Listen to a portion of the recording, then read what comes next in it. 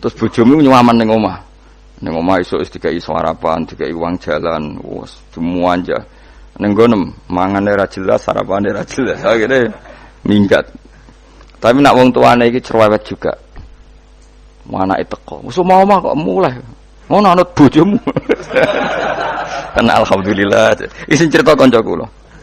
Terus kedua iku dekne didonga elek. Ini kisah nyata. Dekne tahu mantu tunggal itu sewayang mertuane. Wong kanca kula akrab.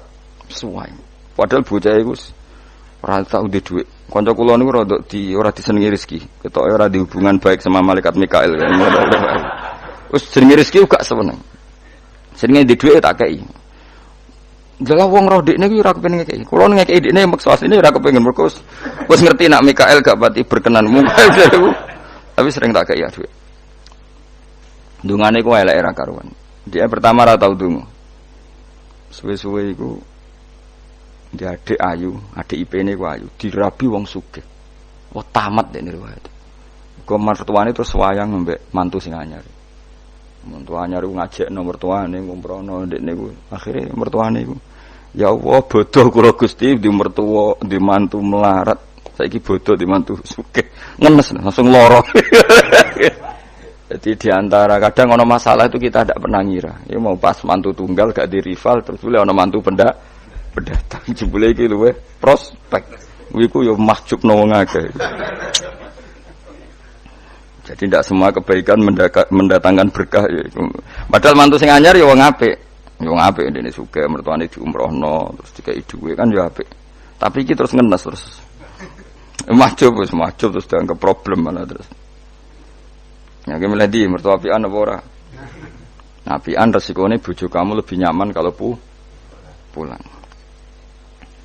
Wis ben ngono kersane pangeran wis anut bagiane pangeran wis iku tampa napa.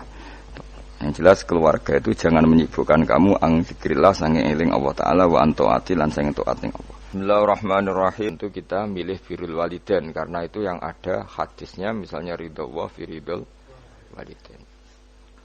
Tok maksiat juga sama. Ada maksiat-maksiat yang secara sharihul hadis itu ceplos ya hadis itu disebut mimma yusabbibu sukhtallah. Sesuatu yang menjadikan Allah itu tidak senang. Misalnya kayak dosa rentenir, dosa menyepelekan orang mukmin, atau dosa menghalang-halangi berjalannya kebenaran.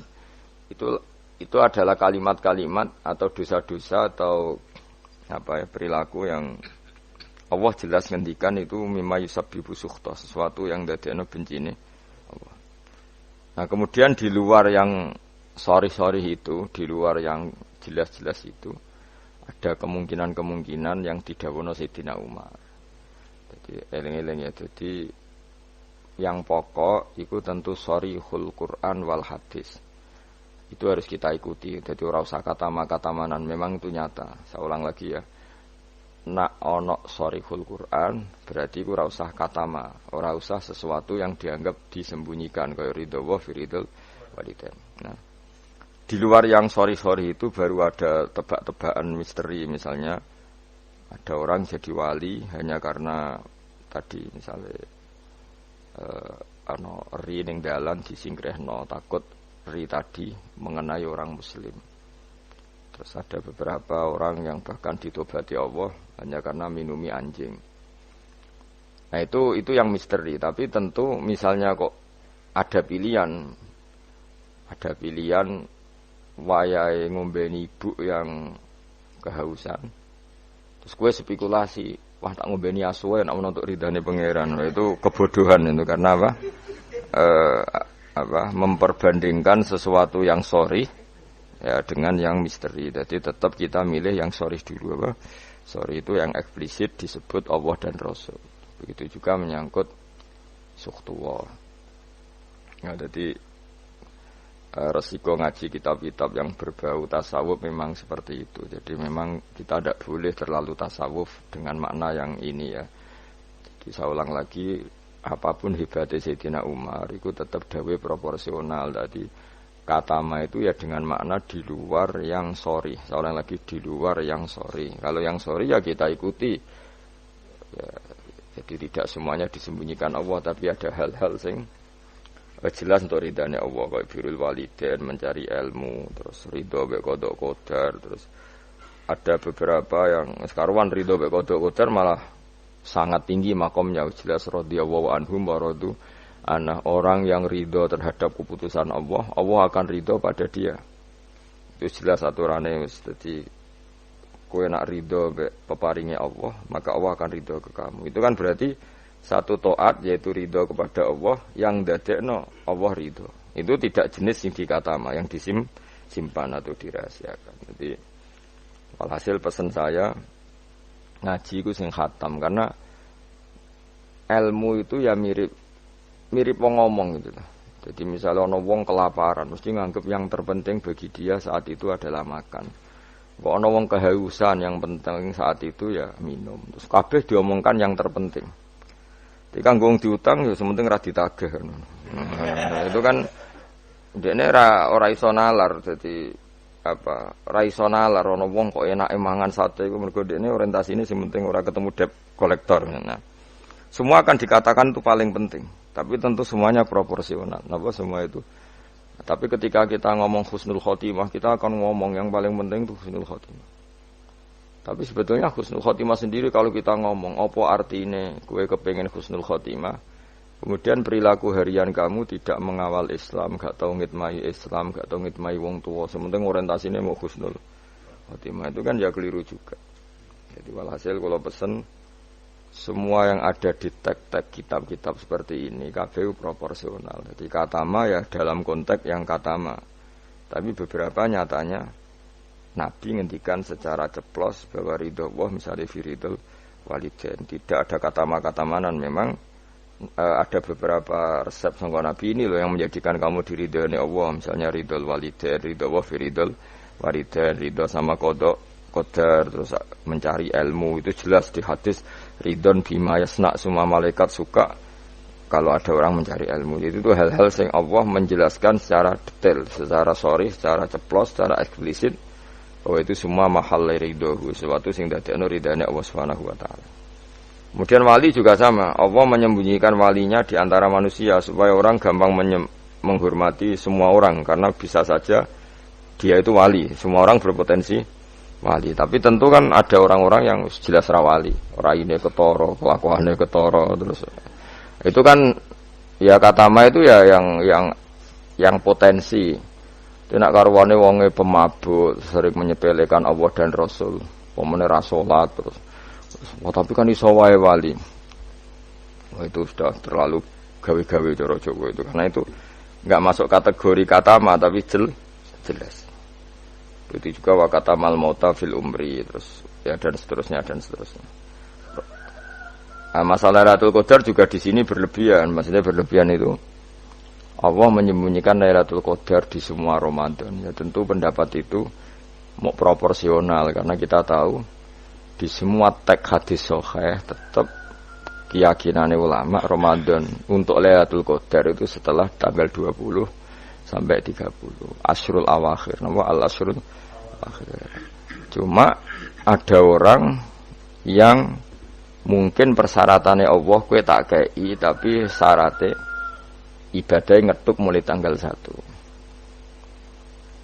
Ya, tapi tetap saja Lailatul Qadar itu fil asyril awakhir, di 10 terakhir. Tapi tetap soro setare itu dimulai ibadahnya, maksudnya setar ning ibadah dimulai 1 sampai 20. Tapi nak kowe misalnya duwe potensi, tapi bisa saja Lailatul Qadar jatuh tanggal 1, yaitu khorkon lil ijma' misalnya, atau khorkon lil muttafaq alaih, atau khorkon di jamahiril ulama. Kamu berarti balelo atau merusak konsensus ulama sing darani Lailatul Qadar fil asril awakhir. Jadi ngaji karena kita tidak mungkin mengkhorku ya, merubah. Jadi apapun hebatnya kita, misalnya sholat Lailatul Qadar mulai tanggal 1, soalnya Lailatul Qadar tanggal 2, enggak bisa seperti itu. Tetap kita meyakini fil asril awakhir.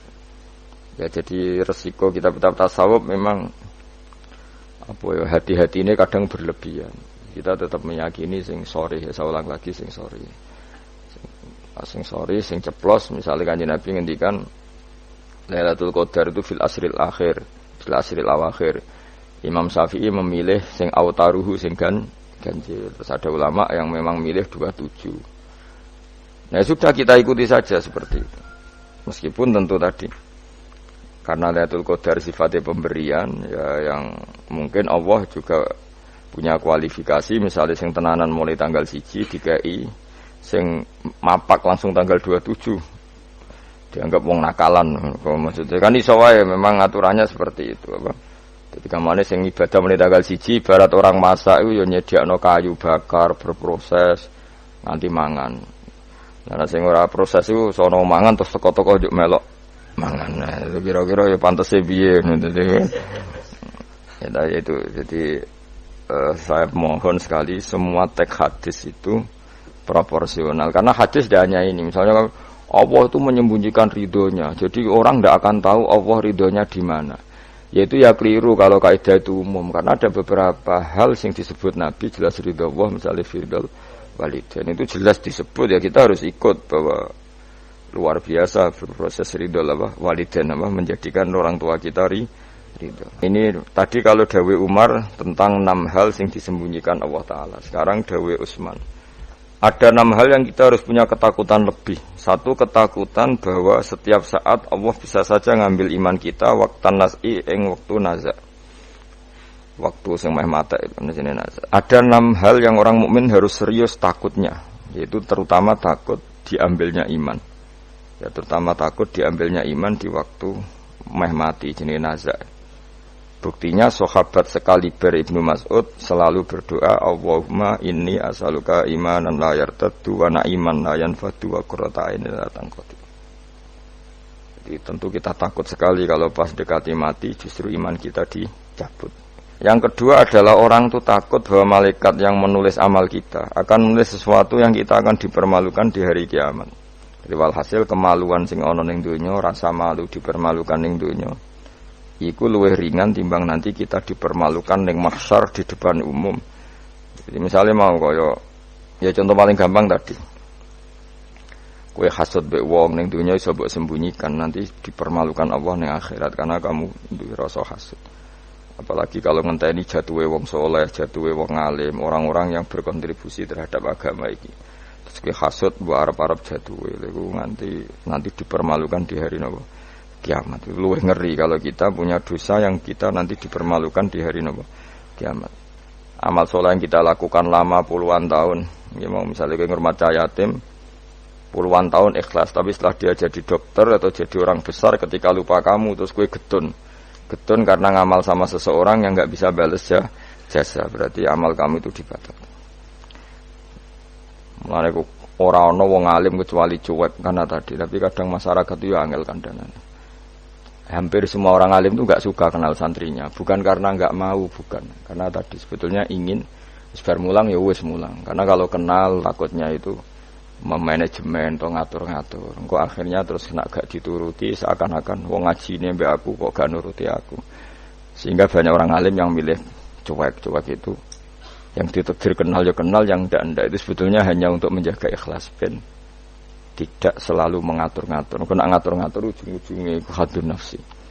Khadun nafsi bisa membatalkan amalnya dia, mulangnya itu tadi. Kita masyhur banyak orang alim yang enggak mau ditemuin muridnya. Bahkan Sufyan Ats-Tsauri itu masyhur. Yang boleh sowan saya harus yang enggak pernah ngaji saya. Yang boleh ketemu saya yang tidak ada urusan ngaji dengan saya. Karena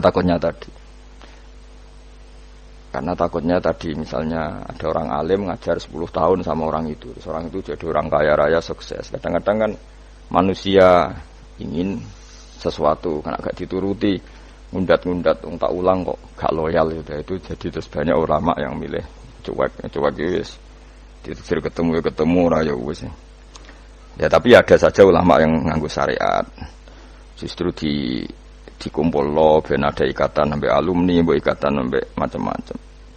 Ya tapi itu ijtihadnya orang macam-macam lah. Yang jelas pastikan bahwa semua itu tidak hazun nafsi, tidak karena keinginan itu.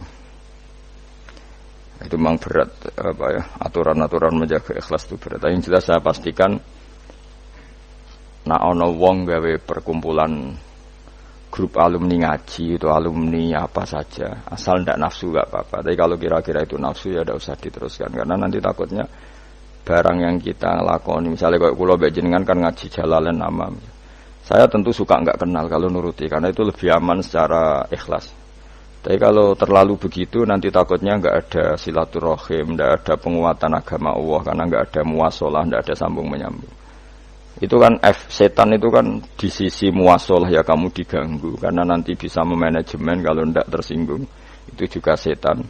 Tapi kalau terlalu tertutup memutuskan diri, mungkin selamat ikhlas karena tidak tidak berharap dari mereka. Tapi resikonya ada beberapa santri kita yang nggak pede ngiyai karena nggak sambung dengan kiainya, atau nggak pede ngiyai karena nggak kenal kiai indukannya, karena takoi hukum raiso dan ilmu pas-pasan. Itu kan repot, dan itu harus dikelola secara ikhlas. Saya punya sekian santri yang di Papua, di mana-mana. Kalau nggak sambung saya nggak berani, takutnya kalau ada pertanyaan hukum dia tidak bisa jawab. Ada orang-orang yang sebaiknya kita tidak sambung karena tipikalnya memang nggak suka sambung. Mungkin dia wataknya pemalu atau wataknya tertutup. Kita kan tidak pernah tahu-tahu watak. Ya kalau masalahnya putus ya putus, tapi jangan putus hubungan hati. Tapi dia tipikalnya orang yang nggak suka kumpul. Orang Jawa itu isinan. Karena orang itu kan macam-macam. Yang penting semuanya jangan karena hafsun nafsi. Itu eleng-eleng itu. Terus makanya Sufyan Ats-Tsauri masyhur. Soalnya muridnya itu moh tenan. Karena dia takut kemudian menuntut haknya sebagai guru. Nah, korek sab'ah yang terkenal Sayyid Hamzah Az-Zayyad itu dia pernah ada orang sowan, ya Hamzah saya ini punya utang banyak, tolong bilang sama muhibbin jenengan yang kaya supaya mensafaati saya. Jawab Hamzah, saya minta air putih sama santri saya aja enggak pernah, menyuruh santri saya supaya melayani saya saja saya tidak pernah. Karena takut itu saya mengkonversi mulang saya menjadi loyalnya santri-santri, dan itu menjadikan amal dunia. Itu orang dulu itu macam-macam menjaga ikhlasan sampai se ekstrim itu. Ya tentu tidak semua ulama seperti itu. Ada ulama yang suka ngongkon santri karena biar dapat barokahnya khidmah. Ada ulama yang suka minta tolong santri supaya mereka terbiasa khidmah. Itu kan istihad. Yang penting pastikan diri kamu tidak ada hadzun nafsi. Itu semuanya motifnya itu nafsi, itu jangan. Karena tadi kalau kamu terlalu tertutup, terlalu terputus, nanti nggak ada kekuatan Islam dalam hal silaturahim. Makanya dari Imam Ghazali ya tidak semua ulama kayak Hamzah Az-Zayyad, tidak semua ulama kayak Sufyan Ats-Tsauri. Tapi juga kamu jangan terlalu manajemen. Kira kuwabe umatem mbok anggap aset. Lagi rombongan umroh sepiro umat sakmene lagi terus dihitung ngene. Soalnya kan ya terus repot, semuanya diasetkan, apa? Semuanya diasetkan. Itu ya bahaya betul itu. Bukan bahaya pada dirinya dia, tapi juga bahaya bagi kelangsungan agama, karena semuanya jadi materi, jadi aset, jadi itu. Ya sudah, kita ngikuti aturannya Allah dan Rasul. Ya nak cara kula paling gampang ya wis alami wae, alami nak sing ditakdir Allah kenal ben kenal ora ya wis penting wis buen ngono kabeh. Ya sudah, darhum sudah sementing tadi ikhlas. Cek kamu memilih tidak kenal ya yang niat ikhlas, milih kenal yang niatnya ikhlas. Semuanya semua itu tidak hadun nafsi. Yang jelas paling parah itu Sufyan Ats-Tsauri, masyhur. Saking masyhurnya sampai beliau tahu kecemplung sumur ning Arab itu kan sumure ya mesti rapati jero. Sumur. Kemudian dia gurunya Imam Syafi'i, gurunya ulama-ulama top. Siapa yang enggak kenal Sufyan Ats-Tsauri?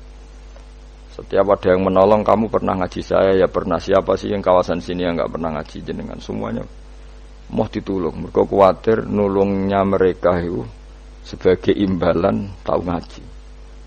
Akhirnya ana muridé sing pinter ya rada kurang ajar tapi pinter. Golek wong Beduwi sing ora tau ngaji, mergo ditulung sapa ora gelem. Akhirnya ana Beduwi ya rada jakali, iku lho ana wong kecemplung sumur tulu Beduwi rono. Kamu ngaji ya, ambek kowe ora kenal ngaji opo. Aja terus gelem ditulung mbek Beduwi. Mergo ora tau apa. Berarti wong iku nulung yo ikhlas mergo ngerti ana kecemplung ditulung. Sufyan Ats-Tsauri ya gak perlu jadi kompensasi. Tahu ngaji sampai segitunya. Itu paling ekstrim dalam bab itu tuh Sufyan Ats-Tsauri. Tapi wong ya keramat. Hamzah Az-Zayyad itu termasuk korek sabah dengan diantara kuro sabah ada namanya Hamzah itu yo keramat. Kiai kok kakean manajemen santri ini serang arah keramat. Ya, tapi yo rapopo tapi serapati keramat. Ya karena tadi apa ya tetap lama-lama itu jadi khadun nafs. Misalnya kiai ini di biro umroh terus anak buahnya santri ini juga umroh lewat travel ya rodok piye terus kamangane ra enak. Tapi ya tidak salah, tentu ya sah saja karena santri ini ya kurang ajar juga wong karuan kiai ini di biro kok daftar biro liya kiai ini sama santrinya ya kacau juga. Tapi kiai ini terlalu berharap ya kacau juga. Yang sing selamat sapa? Sing karuan ra kelar umroh iku malah selamat. Ya. Sing diiri apane nang bocah ora kena ora ngono manfaate lah kemana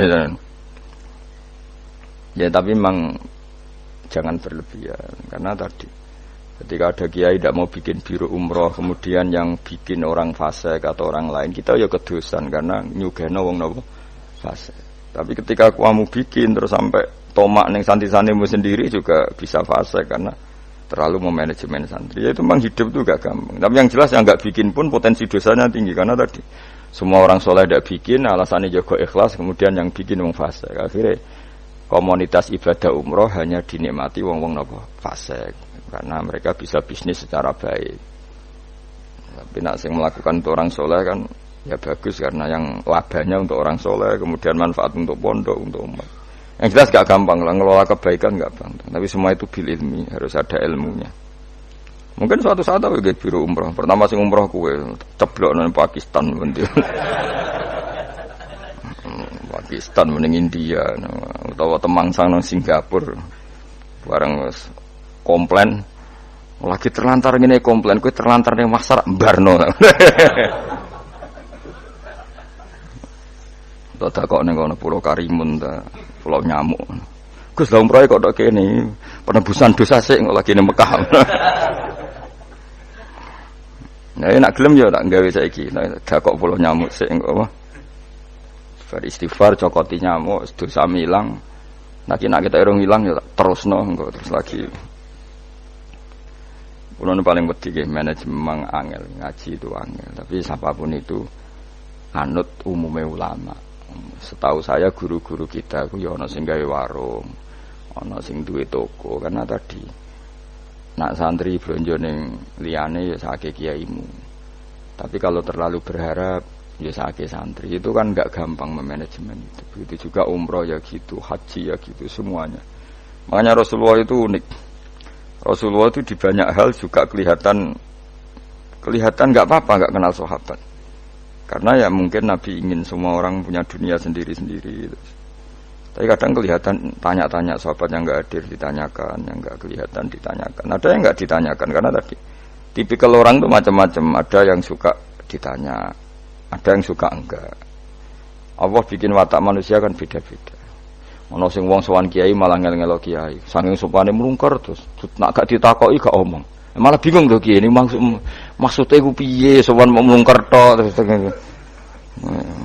Nah, ono sing sowan niku saking ramahe menomong ngerti kene ra keduman ngomong. Oh jenenge wong akeh, ngono. Wong akeh. Ya sing barno semacam-macam dunya. Malah ngel-ngel wong semua terus piye kiye ini bukan piye. Dikandani ora roh maksude ku piye. Ditakoki yo keselen takok. Mau jawab sitok. Angking sebab kita selalu takut ujuk-ujuk malakul mauti jupuk nyawa kita dalam keadaan lupa Allah Subhanahu wa taala. Lan nek ape mati loro sik yo ana hikmahe supaya iso siap. Ya, tapi aja terus loro donya muntek nggo ngobatno terus mati. Aduh sih gak sopan ya. Gak sopan. Donya loro kok nganti donya entek lagi mati wong nek ora bakat. Aduh, ora bakat apian. Mbok yo aja manak mati ae ora usah ngentekno donya sik sake anakmu iku. Kadang wong kan akeh lara. Piye? Ngentekno donya, bariku tetep mati. Cara kula iku kurang beretika. Sake anake sake anak. Aja geman ngono maksude sake kan anak apa? Dadi donga Gusti nek badhe njenengan pejahi nggih monggo mumpung niki kula pun siap terus mati. Ya nganggo dunya sak kadare aja dientekno sik tetep mati. Sampai wong tuane bingung, coba jenenge anake bingung, bojomu bingung, piye ndak kok tetep mati. Jebule njen dendam nih.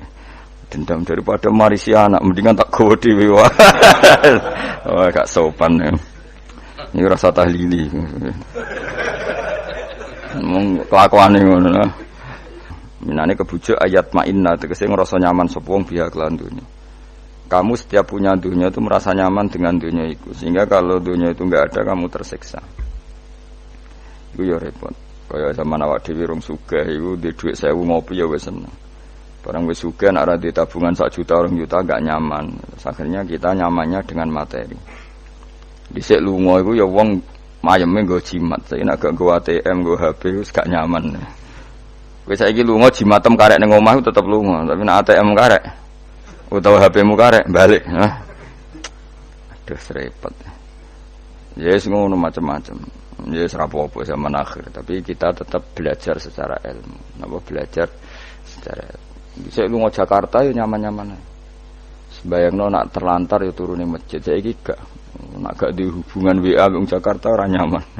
Mereka kepengin nyaman ning Jakarta. Mereka kancane akeh. Sono yang saiki ruwet. Jane ora usah mbayang ngono. Kula kecelok wong alim termasuk tokoh. Kula lunga ning ndi ora tau ngubungi wong setempat wis. Anut kula biasa teng terminal Surabaya suwi bisira liwat santai. Kabeh kawulane pangeran ketemu wis ribet, ketemu dagang asongan kawulane pangeran kabeh umat Nabi wis ora ribet. Ditulung wong sugih ku bolak-balik diterno. Ala wong awam bolak-balik. Soale urip ora usah di manajemen ben kono. Ning donya mesti 8 menit kok ribet.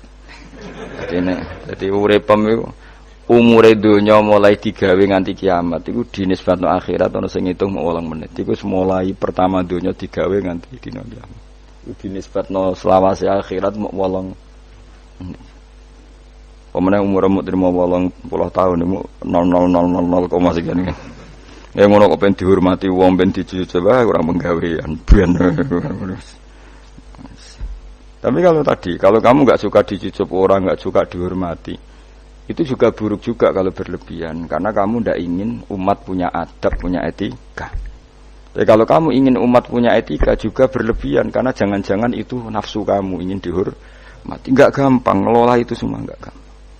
Saya juga nggak suka orang sufi yang berlebihan, nggak suka dihormati, nggak bisa salami template, nggak suka khawatirnya nanti mendidik umat tidak punya etika, tidak punya aturan, tahu hak-haknya guru. Tapi kalau kamu itu berharap itu berlebihan, jangan-jangan karena nafsu kamu yang ingin dihormati. Maka kita harus seimbang. Kita juga suka umat itu sopan, karena itu menjadi umat berperadaban. Kalau berperadaban maka lebih mudah menjaga Islam. Tapi kalau kamu manfaatkan sebagai bagian jatah nafsu kamu itu pasti kamu disalahkan Allah juga. Karena tradisi umat menghormati, kamu manage supaya menguntungkan diri kamu, itu nafsu. Makanya itu ngelola itu tidak gampang. Tapi kalau kamu suka, aku gak senang dihormati orang, kemudian orang gak punya etika, itu juga disalahkan Allah karena menciptakan umat tanpa etika. Ya sudah, makanya itu hebatnya Nabi. Nabi itu kadang dihormati duka, tapi kadang ada orang tidak hormat ya duka karena enggak masyhur kan Nabi kalau beliau liwat kok sahabat berdiri, beliau ngendikan, kamu jangan memperlakukan saya kayak raja-raja ajam, biasa saja, gak usah berlebihan. Tapi ketika ada orang enggak punya etika, Nabi juga duka karena Nabi diutus liutamima makarimal akhlak. Tapi semua itu enggak ada nafsu. Itu hebatnya ngaji Nabi Muhammad sallallahu alaihi wasallam, semua itu ditata. Segamane kita di santri medhit itu ya ora seneng.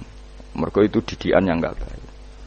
Tapi misalnya kowe berharap santri kula mau dengan makna ngekeki kowe, itu ya babnya ditomak. Napa babnya ditomak. Tapi kalau membiarkan santri medhit, kamu ndak tarbiyah. Medhit adalah sifat yang dibenci Rasulullah.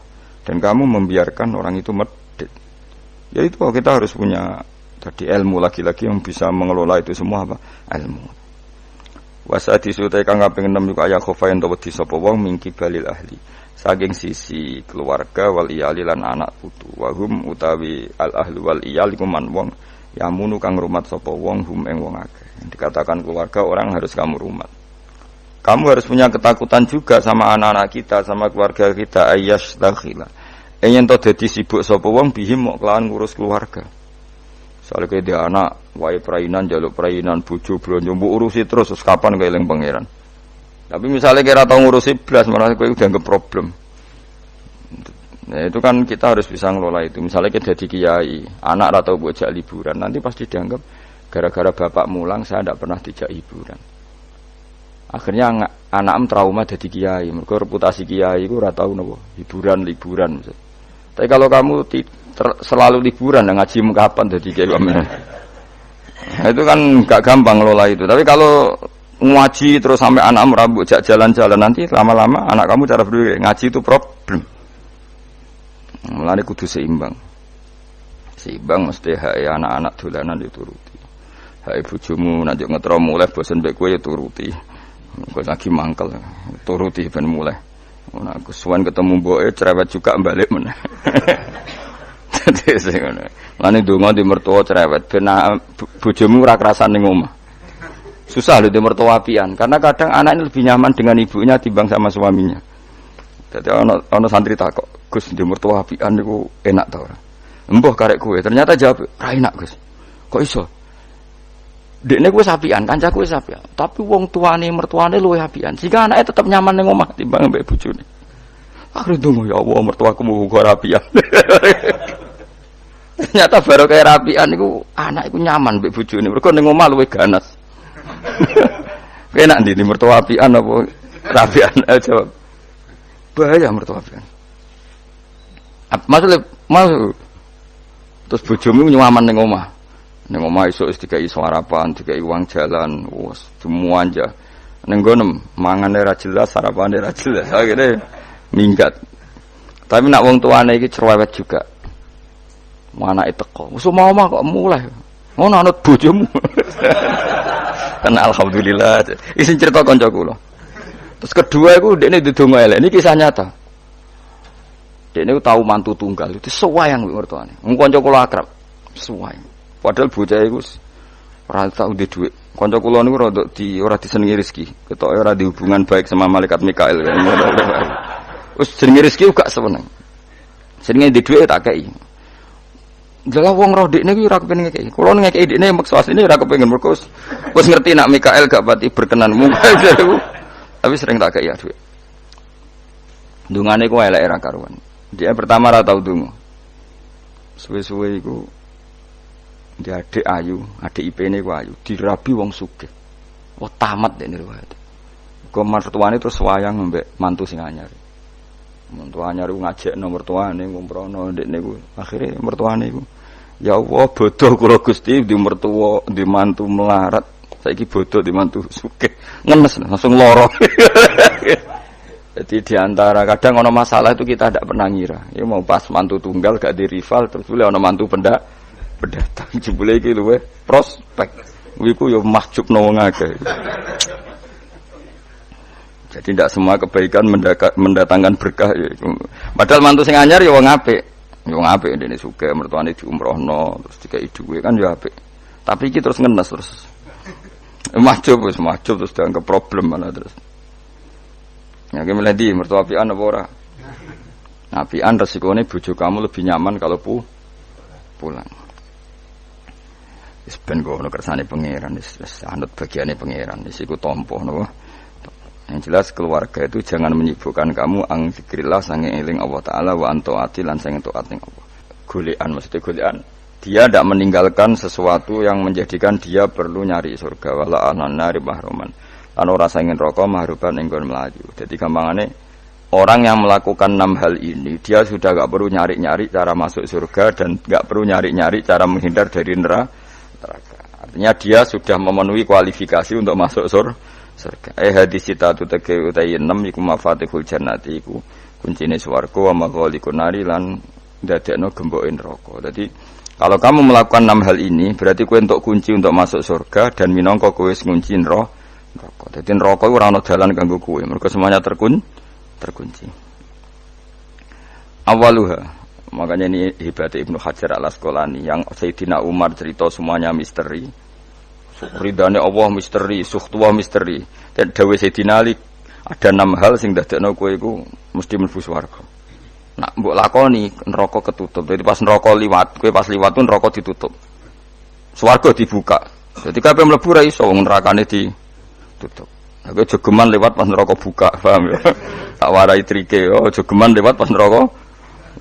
Nah pas kelewat itu kita bukaan kabeh, bahaya itu, menapa? Bahaya. Ya jadi kudu duwe mafatihul jannah wa maghalikun nar, mafatihul jannah wa maghalikun nar. Jadi kita duwe kunci go buka swarga, ya duwe carane ngunci, nutup neraka. Jadi kan mesti liwat neraka Mas. Rumang samu swarga gak liwat neraka sih, iku bahaya nak bukaan itu.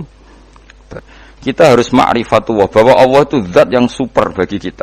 Karena dia pencipta kita, dia pemberi rezeki kita, yang menghidupi kita. Oh, ta'alluq mbek Allah luar biasa. Setiap saat kita ingat bahwa zat terpenting dalam hidup kita adalah Allah. Cara meneling duit ATM eling opo iku. Eling wae eling Allah. Iku pertama kunci sing dadekno swarga kebuka, neraka ketutup. Jadi nanti jalur yang kamu lewati neraka ketutup. Swarga kebuka. Jadi pas kowe mlaku saenak mendela ora ngara ceblok wong ketutup. Tapi nak bukaan wah resiko you know? Ya iku cekeli ya. Punya 6 hal sing dadekno swarga dibuka, neraka ditutup. Mun niku kudu yakin enul yakin. Kula lah nggih kepingine kula pokoke pas liwat itu pas tutup. Ya cukuman iki liwat pas apa? Misalnya bukaan ya sing terbang ae dadi gak ngliwati, ruwet nang ngliwati wis ruwet.